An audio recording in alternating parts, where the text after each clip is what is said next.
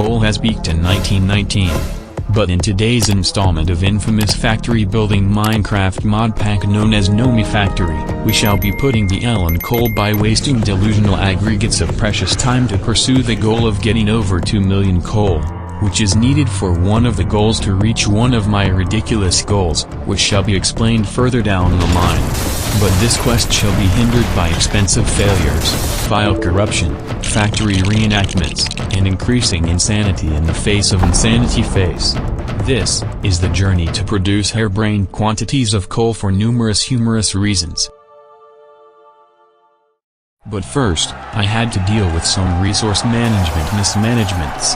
The materials in the resource farms were clogging up everything and driving everyone, aka me, absolutely insane. So I shall invest in household furniture known as quadruple drawers and a drawer and the drawer controller. But unlike in real-life reality, these can store tens of thousands of items. These were used in the infamous Great Storage Wall of all the mods, but in this scenario I shall just be using it to store approximately 25 kilo items. All of the substances were redirected into this drawer controller to be automatically sorted, but this could be vastly improved by the infamous storage bus. Unlike the bus from real life, this bus can be connected to the storage controller to give access to all the drawer resources from the matter energy system, meaning I could simply grab thousands of iron from miles away. But the matter energy system wasn't only a system for magically storing X numbers of items. It can likewise be used to attach to everything in this base and automatically transport possessions around and everywhere. A far better system than using pipes above ground to turn this base into a logistical forest. And now that I had free flight due to glitch accoutrements, I could create infrastructure in the basement without tumbling towards my grave death. I made an underground cable system of these oddly familiar purple cables, which were connected to machines through import and export buses. As the names imply, these will insert items into the system or move items out of the system. This would be used to automatically move diamonds from the attached drawers and export them to the gem-powered generator, and export pearls to the pulsating polymer clay creator. In reality, this was simply a glorified, fancier and more expensive way to move around objects. But this will be needed as the processing chains become more convoluted and chaotic as time goes on, making it impossible to use simple transporters. But then, something extremely sad happened. After a critical incident in which the processing machine momentarily lost power, several digital files of the Nomifactory were corrupted, leading to the quests being forgotten into oblivion. To revive the quest system, I had to extract the quest files from a normal Nomifactory instance and surgically inject them into official Nomifactory, which led to even more consequences. The quests had returned. But now I was being notified of every single quest I had accomplished thus far. As compensation, I received faraginous quantities of mine coins. With that out of the way, it is time to get into the main topic of this audio-visual content: coal. Due to the infinite resource farms, I had stopped all mining operations. Consequently, I had basically zero carbon allotrope of coal. And I needed 2 million coal for what would be needed later on in this factory. But that begs the question, how would I get 2 million coal? And what could possibly need 2 megakilo pieces of milli coal? Each and every one of these 2 million pieces of coal will have to be resonated into this spicy meatball, which is clobbered into the pathetic ruthenium core, into the mediocre core, into the passable core, into the decent core, to be upgraded into good tier, into dang good tier, towards amazing tier, into inspiring tier, and finally the perfected tier. Times 6 plus this rare object plus 2 gaming RGB slabs creates the rainbow generator. Times 9 plus each and every single previous tier of cores in the supposedly ultimate crafting table gives something that cannot be seen due to it being shoved off the screen. Times 4 plus other delusional hallucinogens yields another object that cannot be seen. But it is called the creative quantum chest. An object that can be commanded to create any amount of any item, using quantum bimanifoldio Riemann manipulation. This means I beat the game. And out of the thousands of steps and millions of items needed for this quantum chest, 2 million coal is necessitated due to all of the cores. This means not only will I have to get 2 million coal, I will have to process 2 million coal into the required materials using some sort of ridiculous automatic system. But one problem at a time. After looking through all possible methods of sourcing coal, I have identified 2 possible methodologies. The first one is getting ridiculous amounts of coal from efficiently processing coal ore, which can be procured from dissolving the self-explanatory dense coal ore, which is obtained by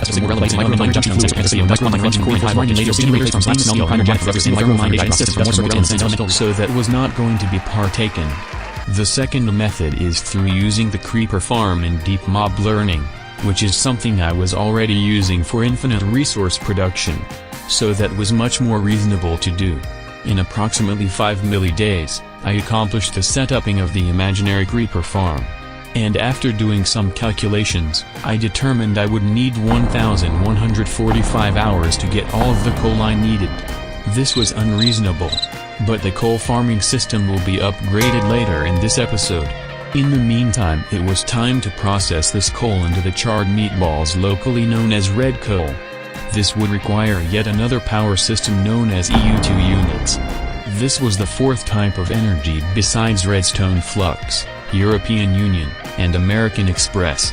But since there was something already called EU European Union, this will be called EU2. This substantial EU2 can be produced using the manual mill, and consumed using this mysterious object known as the resonator.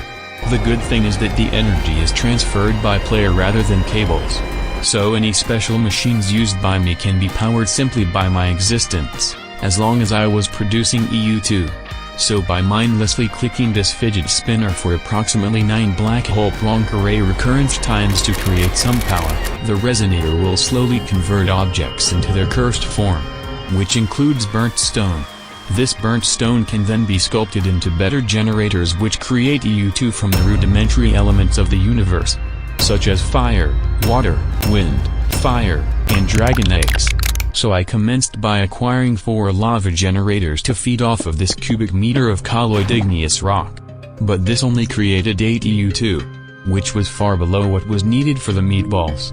So I created 4 fire generators instead, which I pinpointed on top of this permanent fire on top of this nether rack, leading to the acquiring of 24 EU2. Now all I needed to do was automatically produce red coal for the rest of eternity, which shall take place next to the donut generator.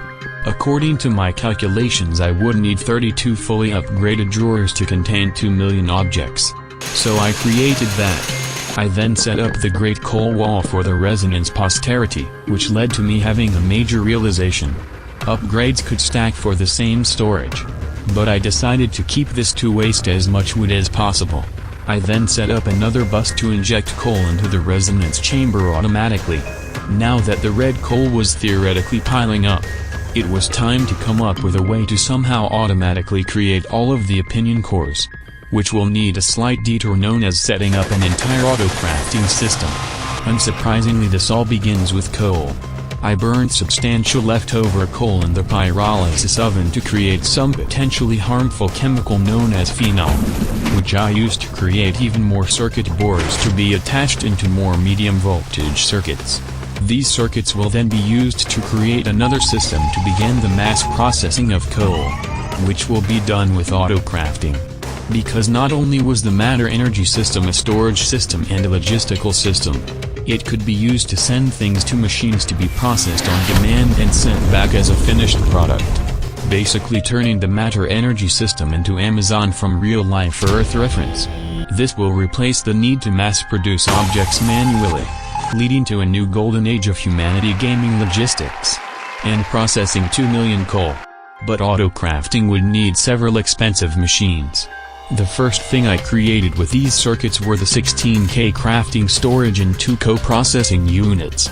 These were basically CPUs for handling auto-crafting tasks. More storage meant more complex operations could be handled at once, and more co-processing units meant more tasks could be carried out at the same time. The next part was to spend ridiculous amounts of aluminum for the object known as the interface. But it was necessary devastation, because the interfaces are needed for the system to send materials into the machines. The next part, which was more catastrophic, was spending precious high-voltage circuits to create these bleached computronic nachos, aka auto-crafting patterns, which are basically programs that tell the system what to input into machines, and what to expect as the output. When these patterns are indoctrinated into the interface, the system could now order the processing of certain materials on demand. Upon clicking this button, the machine behind me was now operating. And I got the correct item. Now all I had to do was to program stuff 50 times, so that the system could automatically create more complex objects for me automatically. To keep up with my machinations, I obtained more interfaces to connect even more machines to the ever-expanding system, so that I could automate different types of mechanical tasks. After creating patterns for several plates, I made patterns to create entire machine parts. Ordering these aforementioned parts would lead to activating several machines at once to eventually create the delicious appliances. But making patterns for basic machines was easy. Now it was time to automate the assembling machine, which also needed fluids. The matter energy system did not know how to deal with this for now. But I could trick the system into becoming smart. The first step is to put this just there with all the interface, and connect this to an adjacent fluid extractor and the assembler. And in the pattern, the necessitated fluids would be represented in solid material form to be melted on site whenever it was necessary. By using a few item filters, the materials to be melted would be filtered into the extractor to be fluidized, and the liquids were siphoned into the assembler to make whatever. The product is then conducted back to the system through the interface. With the assembling machine conquered, I was able to create patterns for more advanced objects, such as robot arms, which meant I could now automate making interfaces. Therefore I could automate the automation. Now that the automation of the automation was finalized, I could now automate mostly anything else I desired. And the most annoying thing to create besides machine parts, were the exasperating circuits. But now, instead of taking 50 Googleplex time steps to make 0.3 circuits, I could encode ways to demand the system to make everything for me. After spending a few more patterns, I was able to automate creating basic circuit boards. Everything else needed for circuits will be revisited when I considered myself exhibiting the desire to do it. I was ready to revisit the automation of the red coal now, but first, there were a few problems to tend to. Other than automating machine parts and somewhat automating circuits, I would also automate the creation of machine hulls, which saved only 0.5 seconds. But this was worth it because even the simplest things are worth automating due to how commonly used they were used in common everyday life. Now that medium voltage machinery was orderable on demand, it was time to get rid of the low voltage neighborhood once and for all. After using the canning machine one final time to make some more batteries, it no longer had any purpose, and I betrayed him in the final act of arc furnace sacrificing recycling. Rest in peace. Now that low voltage had gone basically extinct, it was time to clear away the remnants to make way for the expansion of the chemistry area of the base. This meant I had to move the pyrolysis oven and the aluminum production chamber, both of which were moved to more convenient spots in the base. This meant the pyrolysis oven was now inside the floor for one reason in particular. That reason being I could conveniently attach the underground matter energy network to the oven to automatically inject coal, leading to automatically producing potentially dangerous phenol, which will be needed in massive quantities later on. While this was going on, I realized that the current methods for storing oxygen and other solids were absolutely horrendous. So I created the aptly named Super Tank, with a theoretical hypothetical capacity of 1 million liters, to store all of the oxygen being produced in this section. And the funny aluminum crate was substituted with yet another slightly better storage drawer wall, which was connected to the matter energy system.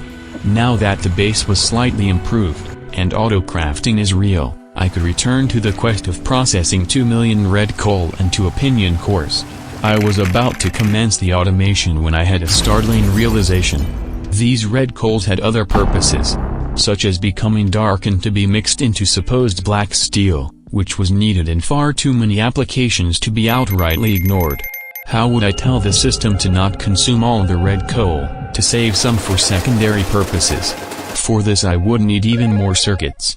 But now that I had auto-crafting, I shall first create automations for every circuit up to tier 3, all of which were needed in high demand. But this is where things somehow get even more complicated. Because this whole time this was not the only high-voltage circuit in town. Not only were there different tiers of circuits, but there were different tiers of circuits, ranging from primitive to quantum computers. Each tier of technology has 4 different tiers of circuits starting at basic processors and ending in expensive mainframes. And each more advanced group of circuits starts off at a higher tier of circuits, with nanoprocessors starting at high voltage tier. And the goal is to achieve the most advanced group possible to unlock higher tiers of circuits for higher tiers of machines, and will also make lower tiers of circuits cheaper to manufacture, since processors are much simpler to create than mainframes of the same circuit tier. And the next group of circuitry were the microprocessors, the cheapest way to create the tier 1 and 2 circuits, and the only way of obtaining extreme voltage tier mainframes. But all of this needs the high-voltage assembler to create the necessary system-mounted devices from plastic and blah blah blah. So it was time to slowly make medium-voltage machines extinct with a brand new high-voltage neighborhood. You may have remembered the stash of stainless steel created 0.1 months ago. This would be used to create 2+1, aka 3, high-voltage machine hulls, which was instantaneously automated. And in order to actually support having high-voltage machines, I would need a high-voltage energy system, which necessitated the creation of the high-voltage battery buffer and energy conversion chambers and some sort of powerful batteries. The penultimate step of the plan is to use additional stainless steel and other gleaming metal bars to create these high-voltage robotic parts, which were positioned to construct the high-voltage assembler. Now it was time to everything and all machines it all together to begin using high-voltage machinery, and create the microprocessor. But I was pranked. Because not only did I need system-mounted devices, I needed the plastic circuit board, which needed iron the third chloride, hydrochloric acid, sulfuric acid, and polyethylene, as the prophecies foretold in episode 4. The journey to process 2 million coal was getting more ridiculous. But here was the plan. First I would reorganize the chemistry area of the base. And then I could expand it to create an area to automatically create plastic circuit boards. First I destroyed the sugarcane farm for the second time and relocated it under the base, which will allow expanding into whatever direction this is. I then fixed the polyethylene chain to use only medium voltage machines, which sped everything up by 1.36 by e to the power of natural log 5-fold. I then reorganized the sulfuric acid production to take place here since this power grid was being overloaded by 10 plus machines. And I placed a super tank to store copious quantities of sulfuric acid. But not only could the matter energy system store items and move items and craft items, it can do the same thing but for fluids. By creating the fluid storage bus and attaching it to the sulfuric acid box, the system now recognized sulfuric acid as part of the system. And this system can be connected to the original plastic making area to automatically send sulfuric acid into the vicinity. The next thing to move was this massive rubber farm. After doing systematic mass deforestation, I reobtained all of the dirt, so I could move it to the edge of a neighboring skyscraper. In this dangerously positioned dirt platform I replanted the 10th generation of calculus-optimized spaced rubber trees, committing 9 new OSHA violations. The final system to move was the resource farming and power generation area. But this would result in various complications such as having the resource storage explode and create a toxic material spill, resulting in a loss of 9 micro-years to rehabilitate the items. With that out of the way, I now had enough room to create a new factory just for plastic circuit boards for the microprocessor for circuits, so I can finally return to processing these meatballs. After creating some medium voltage machines and setting up yet another power grid, I proceeded to do the following chemical reactions. Mixing salt with water for salt water to be electrolyzed into chlorine, hydrogen and sodium hydroxide while the liquids are reacted for hydrochloric acid. Next it was time to react hydrochloric acid with iron dust for iron the third chloride to be reacted with copper foil and plastic boards to create the plastic circuit board, which is reacted with sulfuric acid with more copper foil to finally create the plastic circuit board but with shiny lines on it. This consumed massive amounts of export buses to automatically input iron dust and copper foils for these processes. And I used the crafting card upgrade so that the system will automatically create dust and foils on its own, just so it can be sent to these connected machines. Finally, it was time to assemble the microprocessors. To make this I melted some plastic in here and transferred it to the assembler with a glass vial, and deposited various processed metal parts and elemental triturate. After some assembling sound effects I created the surface-mounted devices and mounted them on the circuit board plus molten tin to finally create the circuits. And what better way to use these circuits than to upgrade various process to make more circuits.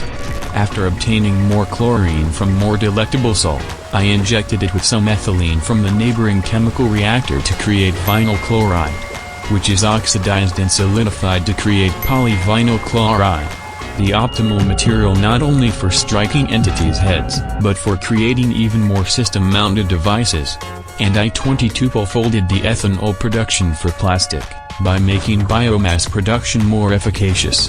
Which is done by squeezing cane into green balls to be chagrined into green ball clusters, which is brewed for hundreds of biomass at a time.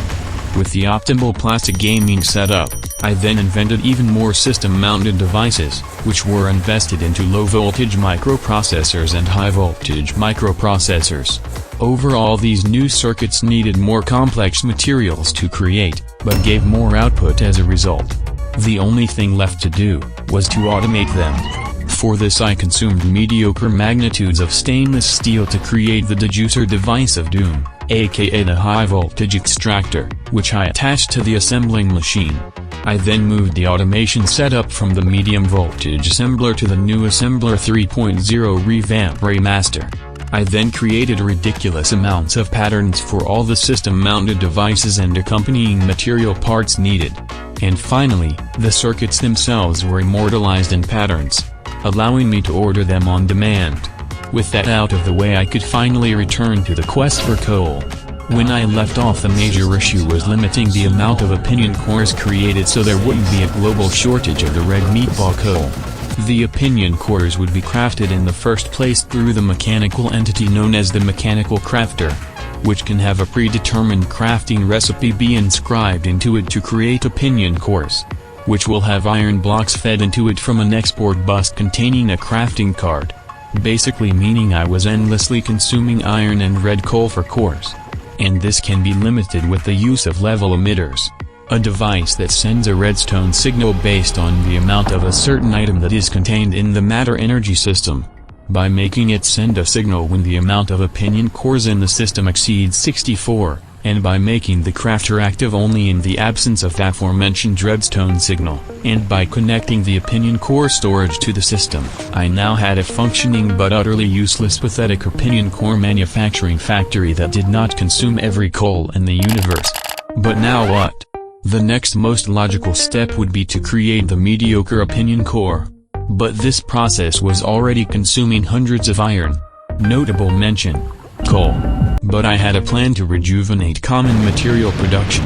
You may have remembered the metal resource generation farms. With systematic auto-crafting I could create patterns to make more of these farms.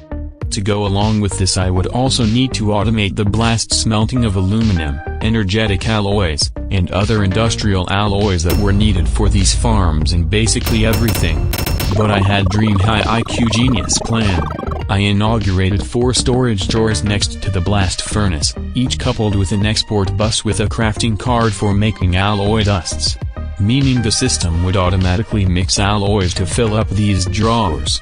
But they had to be smelted. So the dust accommodations were attached to the furnace input with these item conduits. But not so fast, because these pipes were set to only activate when there was no redstone signal, and these pipes were held at gunpoint by these level emitters, which would activate only when the system had less than 64 of each smelted alloy. So this entire system would smelt one of each alloy until there were 64 of each, which was the point at which the system shall go into hibernation mode. With this, I was making adequate numerals of alloys, allowing me to move on to phase 2 of my moderately unpleasant plan, creating patterns to allow me to create resource farms on demand, which consisted only of simulation chambers and loot fabricators, now orderable for only blah blah blah. I would also automate the creation of more energy generation, since this donut was starting to grow derisory in the face of increasing global energy demands. Basically meaning I could easily upscale resource and energy production now if I wanted to. Notable mention: increasing coal production. As of now I had a few thousand coal and red coal simply from one coal producer and profuse extensive waiting. But coal is not the only result of this surprisingly long industrial excursion, because along the way I had accidentally got the factory ready for future expansion and automation, for the extreme voltage tier of technology eventually. In the previous episode I had unlocked creative flight after a scuffed and brutal self-afflicted onslaught of zombies to defeat the glitch trials and obtain the glitch equipment. But in the next episode, I shall go from flying on Earth, to creating my own customized rocket, and flying all the way to the moon. So subscribe for the next episode, and shout out to the channel members of the past.